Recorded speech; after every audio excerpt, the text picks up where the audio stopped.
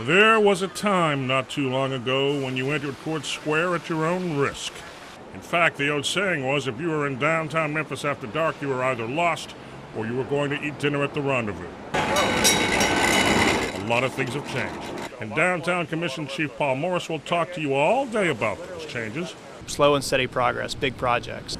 Big rats, too. Morris says he's never seen one when walking through Court Square. They weren't kidding. There's a lot of rats here. Well, we and plenty of other people saw them last month. We let the big wigs know about them. We got a lot of problems in downtown, a lot of challenges. Rats is not, frankly, one of the challenges we have currently. When we see a problem, health department takes care of it. They've got traps and they got poisoning mechanisms. The problem gets taken care of. For people who say they've dodged rats on Court Square walkways, the last few weeks have been different and a heck of a lot more enjoyable. Have you seen them the rats over here before? Yes. You have? Yes, I have. Have you seen them a lot? Not lately. It's a place where a man can take his cheese and not worry anymore about rats demanding his Cracker Barrel. Yeah, but I haven't seen any lately. This is how things are supposed to work. Complaints are supposed to be answered. Problems are supposed to be fixed. In this case, all it took was a camera and a bulldog with a temper. No, sir. I haven't seen no rats at all, sir. Yeah, really? Since you've been down here last time, Red Dog, I haven't seen no rats, sir. When jurors are sequestered, they're shut out from the world. They stay in a hotel and are under the watch of sheriff's deputies during the trial. It can get expensive, and taxpayers are paying for it all. In the past year, $500,000 was spent on food in hotels for sequestered jurors, and the deputies keeping an eye on them. People were sitting there at that table eating like they were on their biggest vacation of their lives. The deputies who were guarding us, they sure took advantage of that as well. They ate some very, very nice meals. Former jury foreman Alexis Amorose describes dinner time while she was on a sequestered jury. And this isn't unusual. Truth is, sequestered juries are the norm in Shelby County. We try to treat our jurors good. We want them to have a pleasant experience. We don't want them to leave with a negative attitude. Shelby County Sheriff's Office Chief Larry Young says jurors are allowed $55 a day for meal expenses. It's the same per diem that county employees get that we hold them to for breakfast, for lunch, and dinner combined. That may be policy, but in reality, I had wanted to get the steak with the lobster topping, with the add the extra this, whatever it was, there were no limitations put on that. A look at receipts confirms that. On a trip to Outback Steakhouse, jurors and deputies not only got filet, they added lobster tails. 6 days later, during the same trial, almost $1,500 was spent on food alone. Lunch at the courthouse is interesting. Records show for this lunch, 18 meals were needed. If you look at the receipt, you'll find out lunch for 44 was ordered. The paperwork for July 14, 2010 reveals 30 lunches were needed, 51 were ordered. Truth is, we don't know who's eating all that extra food. So, how much is this really costing you? Well, Sheriff's Office records prove food and hotel bills for the Jesse Dotson case cost taxpayers $56,000. Harry Coleman's trial, the man convicted of killing a man in a Cordova parking lot, cost just $7,400 in meal and hotel bills. One accused cop killer, Dexter Cox, was on trial for murdering a Fraser man. You paid $6,700 for 3.5 days of housing and feeding jurors and deputies. You've probably heard of those cases, but even more money is spent on the cases you've never heard about, like the trial Amorose was on. This was one guy hustling some money from somebody else, and it went wrong, and so they ended up resorting to violence. You may think sequestering juries is the norm, but jurors in Nashville, Detroit, Houston, or LA are rarely sequestered. The last time there was a sequestered jury in LA was the O.J. Simpson trial. That was back in 1995. Amorose, who's also a taxpayer, says sequestering her jury wasted your money. There just seemed to be absolutely no reason to take it to this level. The sheriff's office says they monitor receipts through a series of checks and balances. But the truth is, if judges didn't sequester so many juries, taxpayers wouldn't be paying for juries and deputies to eat high off the hog. Well, we've all seen the TV show, but what does it really take to make it in Nashville? For a few Memphis natives, the hard work outweighs the glitz and glam. Like any good country song, this one starts with a love story.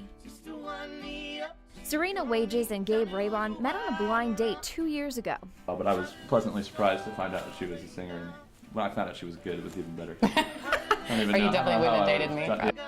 But Friends of Lola didn't come together until Gabe was introduced to Serena's big brother, Houston. Yeah, we met in Memphis. We were all just kind of hanging out after dinner one night, and he brought out a guitar and started playing, and we ended up like staying up until 3 in the morning that night and playing music, all three of us. Yeah. I was just trying to make a good impression on Big Brother. You know? That first impression was all it took. Now the trio's creating haunting melodies and killer harmonies with a hook of Memphis soul. I think all good music, regardless of genre, needs to have soul, you know, and that's something that's often lacking. We're definitely country. We want to cross over into some different worlds, but if it doesn't have soul, then Yeah, and that's something that all three. As a band on the rise, Friends of Lola, named after their neighbor's pooch, has managed to avoid the backstabbing drama and deceit infamously portrayed in ABC's hit Nashville. They all live in one tiny apartment, but they say real life is less Scarlett and Gunnar and more Ross and Rachel. We are in close quarters, but we love it. We all Our grandparents are going to watch We're this. like a oh, right. Right? Well, there it is. Yeah. It's like a sitcom. yeah, it is. It's like Friends.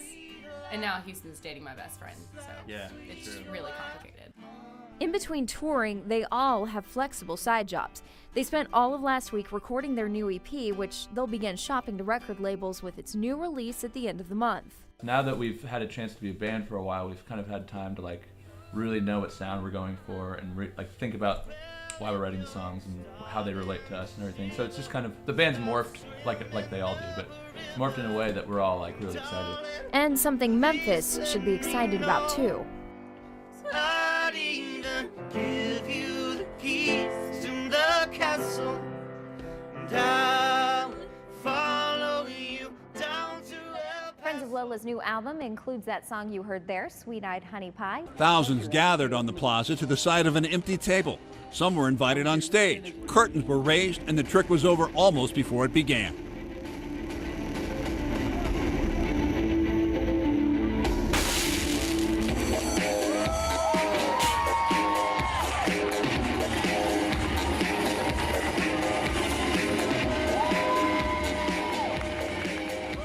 Hunter White was on stage. Any idea how he did it? I have no clue. And I didn't even hear anything. It literally, like, the curtains were shaking, other than the confetti came up and the car was just there. I love to do the impossible. Oh, really? Sure, that looks like a really neat trick, but I've been backstage. It's just a fake.